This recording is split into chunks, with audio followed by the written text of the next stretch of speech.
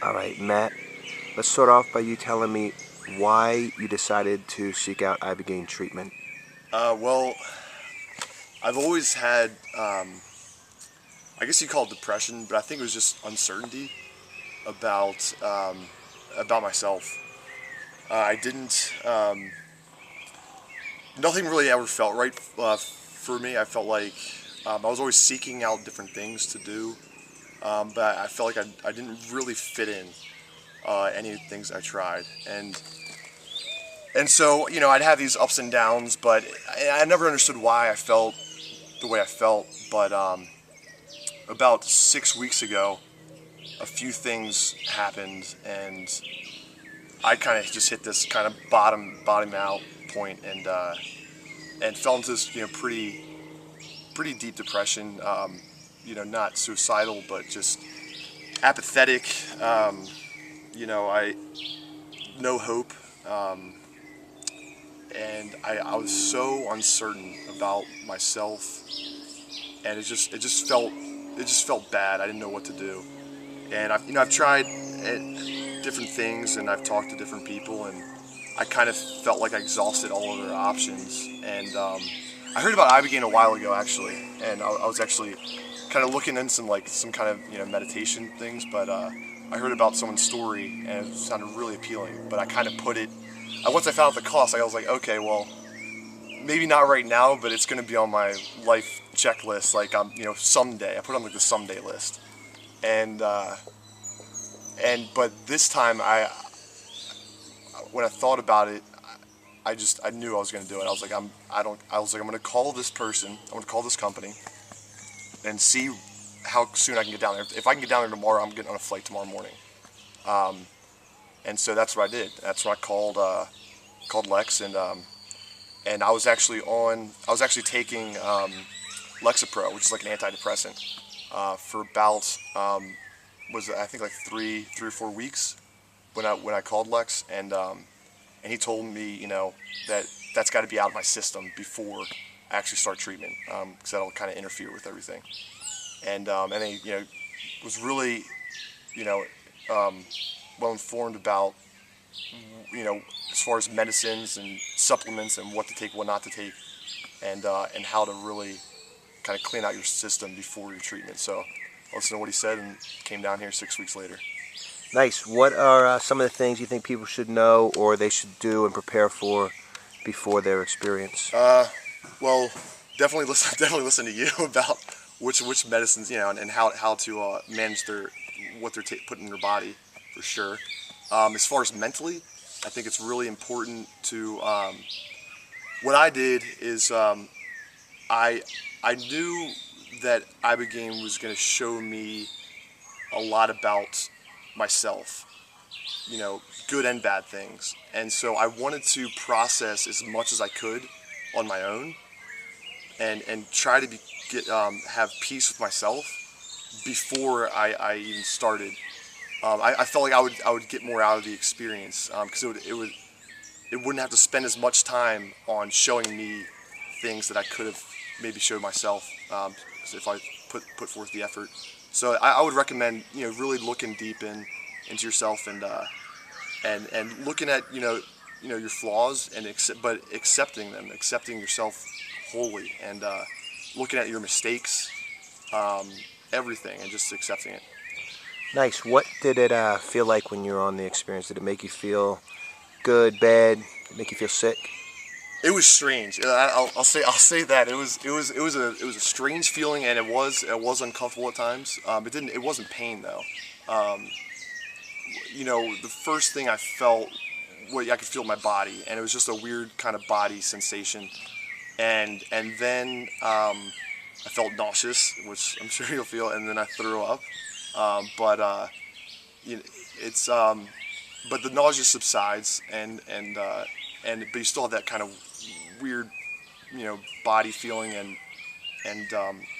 if I had to go to the bathroom in between a few times, and I noticed that my depth perception was a little off and stuff like that. But I didn't see anything with my eyes open. I didn't see anything. It was just kind of things were just my depth perception was off. Nice. What do you think What do you think is nice for people to have with them during their experience? Well, I think it's very important to have, maybe a notebook or some paper and a pencil or pen, because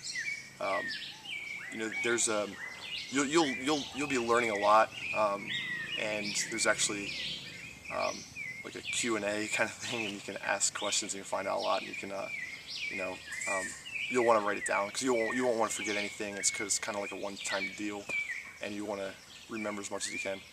So I would say definitely pen and paper, and definitely have some kind of like trash can or bowl next to your bed because you're probably going to throw up. It's just really just getting the toxins out of your body, and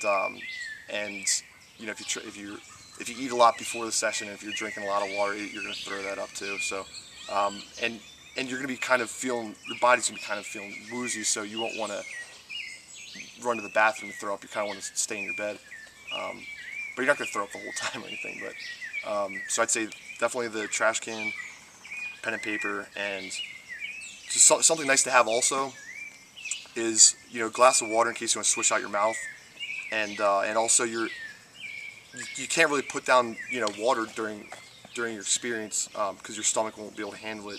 So I would say if you have some kind of sponge or something that you can dip in the water just to suck on when your mouth gets dry, that can really help. And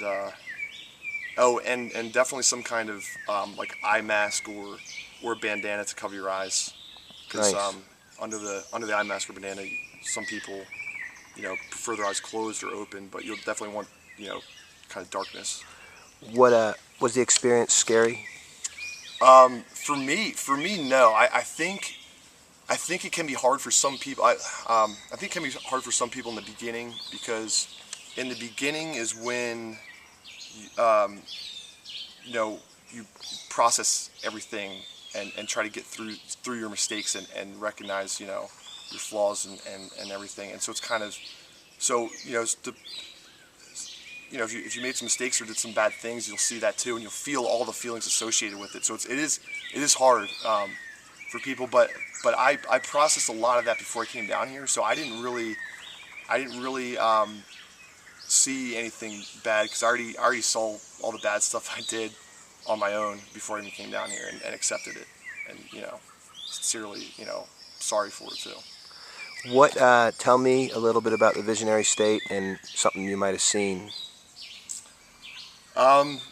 Well, it's all about imagery, and it'll show you imagery, and they're actually what I saw was they were kind of like cinematic scenes. They were like moving. It wasn't just pictures. And in fact, I don't think there are any pictures. Maybe I don't know, but mostly like cinematic scenes, and but it'll show you in a way that relates to you, the way you'll understand. That's how it'll show it to you, and so that's kind of how it showed me. But it would be scenes about it opened up with scenes of like the evolution of the world and everything. It was pretty cool. It was just kind of getting me prepared for what's to come. But yeah,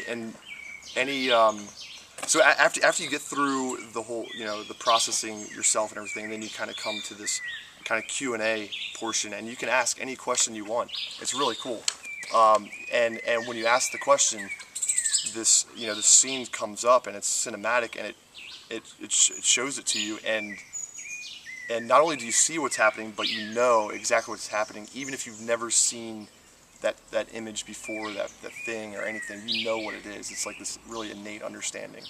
And so one thing I would highly recommend is think about some questions you'd like to have answered, and even write them down in case you forget and you need to look at it and then ask during your experience, and really no questions like yes or no answers or trivia, like questions, like real questions with like how or why or what.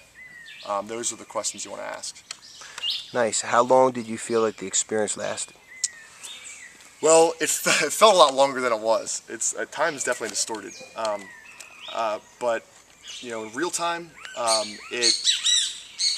I was confined to my bed, or and my bedroom, because I went to the bathroom a couple of times. But I was confined to my bed for about, I'd say, 15 to 18 hours. But it probably felt more like, I don't know, 2 days. And after 15 or 18 hours, I was able to get up and walk around, and I was able to put down some light meals and drink some water. But I was still feeling that body sensation for about another 12 hours after that. And that body sensation, I would recommend when you still have that, when you still have that body sensation, even if you can walk around, even if you think I can go out, let's go outside and explore, and venture out. I don't know if I would recommend doing that. I think you're still kind of vulnerable at that stage, and I don't think you're ready to be out on your own just yet. I would wait. I mean, you can stay around the house and go out in the backyard, and I went swimming in the pool, and that's fine. But to actually go out and mingle among other people, I don't know if I'd recommend it. I think it's best to wait until that body sensation is completely gone, and then you're ready. Nice, nice. What's like the most important aspects from your experience that you could take home with you and that you want to share with people? Well, I would say be prepared to have one of the best times of your life. It's just like, it's amazing. And try to just appreciate everything about our surrounding, everything about everything. It's just and appreciate yourself. You really have to. It's gonna sound corny, but you really have to fall in love with yourself. And that's a hard thing to do. It was really hard for me to do. I had a lot of self-loathing, and I was really good at this kind of fake confidence. Like I kind of learned that because I just felt so bad about myself, but I didn't want anybody else to know that. So I was really good at that. But deep down, I really didn't love myself. But so I would focus on appreciating everything,